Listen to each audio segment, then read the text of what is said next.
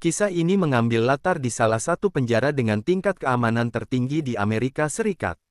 Di tempat itu, kita diperkenalkan pada seorang narapidana berbahaya yang telah dijatuhi hukuman seumur hidup karena sederet pembunuhan kejam. Sosok ini dikenal sangat cerdas, dingin, dan nyaris tak memiliki rasa penyesalan atas kejahatan yang pernah ia lakukan. Suatu hari, sang napi dipanggil oleh sipir penjara karena ada seseorang yang ingin menemuinya. Tamu tersebut adalah seorang perwira polisi berpangkat tinggi, yang datang membawa sebuah permintaan berat.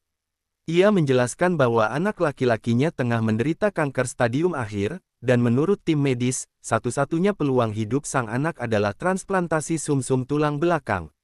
Masalahnya, dari hasil pencocokan medis, hanya satu orang yang cocok, dan orang itu adalah sang narapidana berbahaya ini. So what do I get out of it? You get to save my son's life. And why do I care about your son's life? Sejak awal, sang perwira polisi dengan jujur mengatakan bahwa tidak ada imbalan kebebasan, pengurangan hukuman, atau fasilitas hukum apapun. Ia hanya berharap sang napi mau melakukannya sebagai bentuk penebusan dosa atas masa lalunya. Am I supposed to find some kind of redemption in the eyes of God? Do you want redemption? In a hit, guy in a store, boom boom. That was real. Namun, permintaan itu langsung ditolak mentah-mentah. Bagi sang narapidana, moral dan penyesalan bukanlah sesuatu yang berarti. Ia bahkan tak merasa bersalah telah merenggut nyawa orang lain, sehingga alasan kemanusiaan sama sekali tidak menyentuh hatinya. Sang perwira pun pulang dengan tangan kosong. Tak lama kemudian, dokter mengabarkan bahwa kondisi anaknya semakin memburuk dan waktunya kian menipis. Meski diliputi keputusasaan, sang ayah tetap berusaha menenangkan putranya dan memberinya harapan, meski ia sendiri tahu harapan itu nyaris mustahil. For a bone marrow transplant. Really? Keajaiban terjadi ketika, secara tak terduga, narapidana tersebut menghubungi pihak penjara dan meminta bertemu langsung dengan sang anak. Meet him. What for? Look, it's too much trouble. Pertemuan pun terjadi. Dalam perbincangan singkat dan sederhana, sang napi akhirnya menyatakan bahwa ia bersedia menjalani transplantasi. This is great. I'm just happy things are working out for both. Right. Namun, keputusan itu tidak datang secara cuma-cuma. Ia mengajukan sejumlah permintaan khusus, mulai dari dikeluarkan dari sel isolasi, akses ke perpustakaan penjara, fasilitas lebih layak, hingga kebebasan kecil yang tak biasa bagi napi seumur hidup. Pihak penjara menolak keras, mengingat narapidana ini memiliki IQ sangat tinggi, pernah berkali-kali mencoba kabur, dan tak segan melukai petugas. Right, of course. Is that a deal? Absolutely, yes. I'd like to thank Governor Walker personally. Demi menyelamatkan anaknya, sang perwira polisi sampai harus melobi pejabat tinggi negara, termasuk gubernur. Setelah proses panjang dan penuh tekanan, akhirnya izin khusus diberikan. Operasi transplantasi pun direncanakan secara resmi dan bahkan akan disiarkan ke publik. Tanpa disadari siapapun, sejak saat itu sang narapidana mulai menyusun rencana pelarian yang sangat detail. Ia melukai dirinya sendiri demi memancing perhatian medis, menjalin kerjasama dengan tahanan lain untuk menyelundupkan barang, menyembunyikan benda kecil di tubuhnya, dan memanfaatkan akses perpustakaan untuk mempelajari desain rumah sakit tempat operasi akan dilakukan. Semua detail itu terekam sempurna di kepalanya hanya dalam sekali lihat. Hari operasi pun tiba. Sang anak sudah lebih dulu berada di rumah sakit, sementara sang napi dikawal ketat oleh iring-iringan polisi bersenjata lengkap. Di tengah perjalanan dan proses persiapan, rencana pelarian mulai dijalankan. Terjadi kekacauan besar. Tembakan dilepaskan, dokter dan petugas panik, dan sang narapidana berhasil meloloskan diri meski mengalami luka tembak. Dengan kecerdasannya, ia berpindah dari satu area ke area lain.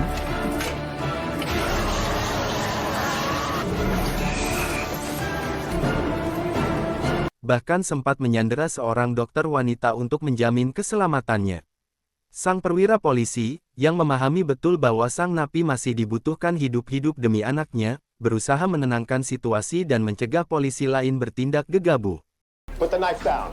I'm not afraid to die, Frank. Okay, I'm putting the gun down. Tak lama setelah Frank meletakkan pistolnya di lantai, muncullah polisi lain yang tidak tahu sepenting apa nyawa Mikeb untuk si Ujang. Sempat terjadi perselisihan antara Frank dan polisi tersebut. Frank meminta si polisi untuk tetap tenang dan jangan terpancing intimidasi yang Mikeb lakukan.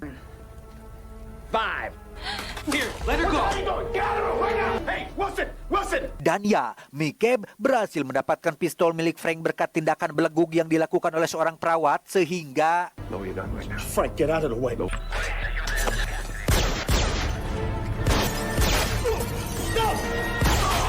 ya, Mikeb berhasil kabur setelah menembak mati salah satu petugas dan menyebabkan si polisi terluka di bagian perut. Alhasil, ketika kepala polisi dan pasukan datang, Frank langsung dibawa untuk diamankan karena dianggap akan mengganggu jalannya penangkapan.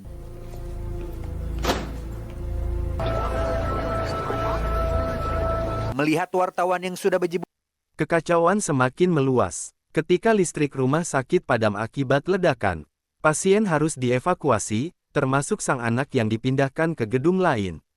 Di sisi lain, sang napi justru semakin leluasa bergerak, bahkan setelah kekacauan sebelumnya, sang napi jenius akhirnya berhasil membuat kepala keamanan rumah sakit sadar kembali. Tanpa membuang waktu, ia langsung menarik dokter wanita yang sejak awal berada di bawah ancamannya, lalu memaksa dokter itu menunjukkan lokasi ruang penyimpanan tabung oksigen.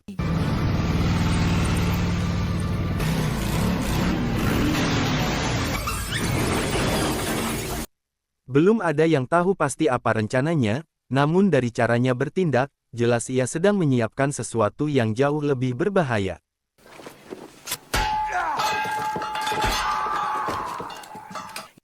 Secara tak sengaja, sang dokter bertemu dengan sang perwira dan segera memberitahu keberadaan napi tersebut. Menyadari situasi ini bersifat sangat pribadi, sang perwira meminta dokter itu tidak melibatkan polisi lain, karena ia ingin menangkap sang napi dengan caranya sendiri. Police! Hold it right there!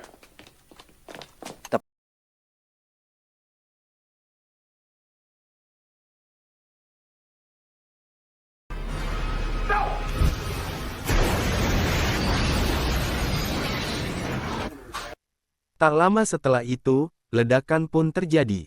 Rumah sakit langsung mengalami mati listrik total, membuat seluruh ruangan gelap dan alat medis berhenti berfungsi. Kondisi ini jelas menguntungkan sang napi, yang memanfaatkan kegelapan untuk mencari jalur pelarian lain. Demi keselamatan, anak sang perwira segera dipindahkan ke gedung sebelah, sebuah bangunan khusus isolasi pasien penyakit menular. Tanpa diketahui banyak orang, sang napi ternyata juga menargetkan gedung yang sama, namun memilih jalur berbahaya melalui jembatan penghubung di bagian atas, lengkap dengan pagar berduri. Aksi ini diketahui oleh sang perwira. Namun alih-alih menghentikannya, ia justru membantu sang napi secara diam-diam, dengan menembaki lampu sorot agar jalur tersebut gelap dan tidak terlihat petugas lain. Sesampainya di gedung isolasi, sang napi langsung menyandera kepala penjaga keamanan. Ia mengancam dengan cairan berbahaya yang siap disuntikkan kapan saja, membuat semua penjaga tak berani bertindak. Everybody face down on the floor! Put your hands over your head right now! Dengan kecerdasannya, ia masuk ke ruang pengawasan, mengunci seluruh akses pintu, dan memerintahkan semua petugas berkumpul di satu ruangan. I'm in charge here. Hey, fat boy, up on 6, scratch you. Let's go, move it!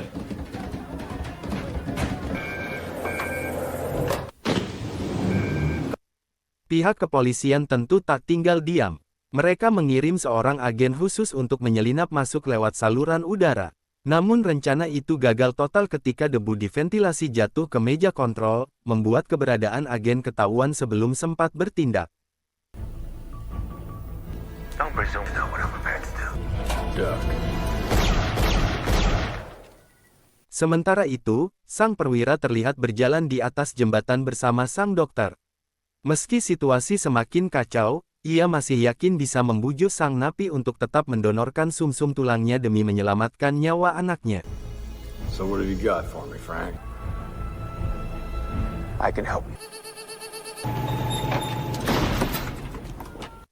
Setibanya di dalam gedung, mereka berpisah. sang dokter menuju ruang perawatan untuk menjaga anak tersebut, sementara sang perwira bertekad menangkap sang napi dalam keadaan hidup. Di sisi lain, sang napi mendekati jendela yang menghadap langsung ke jembatan penghubung. Ternyata, ia telah meletakkan tabung oksigen di tengah jembatan, berniat menembaknya jika polisi mencoba mengejar, agar semua musuhnya tewas sekaligus. Untungnya, rencana busuk ini diketahui lebih dulu. Sang perwira segera memperingatkan pimpinan polisi agar menarik pasukan mundur, dan banyak nyawa berhasil diselamatkan.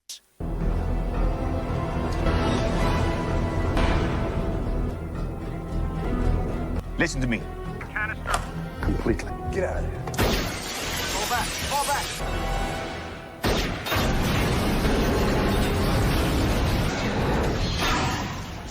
I have the ball, Frank.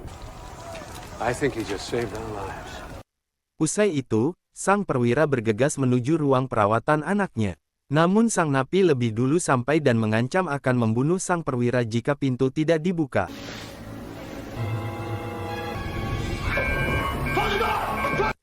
Begitu pintu terbuka, sang anak langsung memeluk ayahnya.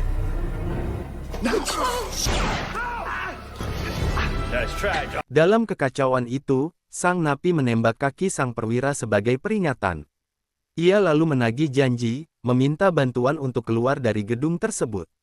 Demi keselamatan anaknya, sang perwira terpaksa memberitahu tentang jalur lift rahasia. Namun, sang napi meminta jaminan tambahan, ia ingin membawa sang anak bersamanya. Permintaan ini membuat sang perwira murka. You and me, come on. No more deals, Frank.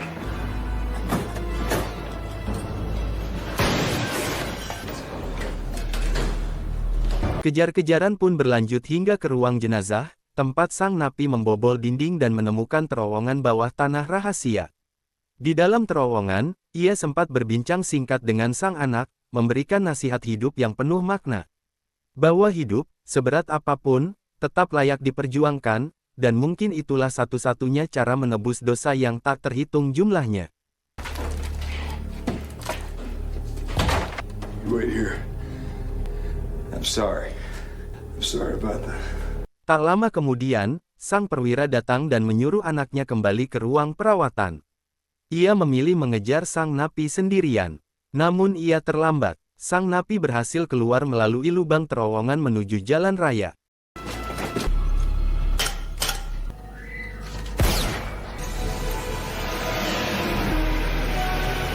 Ketika sang perwira menyusul, ia mendapati seorang sopir tergeletak, dan dari saksi sekitar diketahui bahwa sang napi kabur menggunakan truk berwarna biru.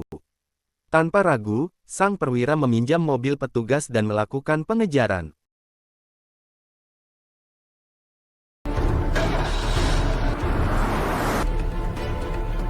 Demi menyelamatkan satu nyawa anaknya sendiri, ia nekat menciptakan kekacauan di jalan, namun tetap berusaha tidak mencelakai warga sipil.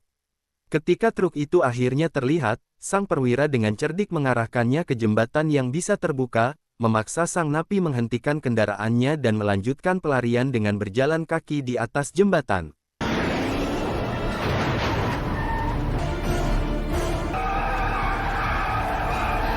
Dan di sanalah, babak akhir perburuan pun dimulai. The game.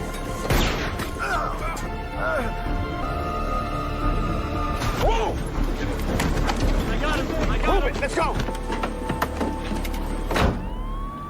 Tanpa menunggu lebih lama, tim medis langsung menjalankan prosedur transplantasi darurat.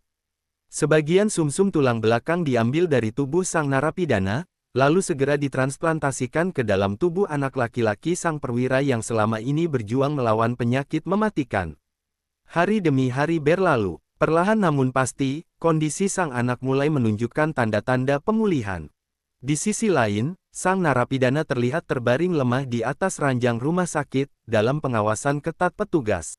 Ketika seorang petugas polisi datang memastikan keadaannya, sang narapidana yang sudah sadar perlahan membuka mata. Namun, bukan soal kebebasan atau nasibnya sendiri yang ia tanyakan. Dengan suara lemah, ia justru bertanya, bagaimana keadaan anak itu sekarang?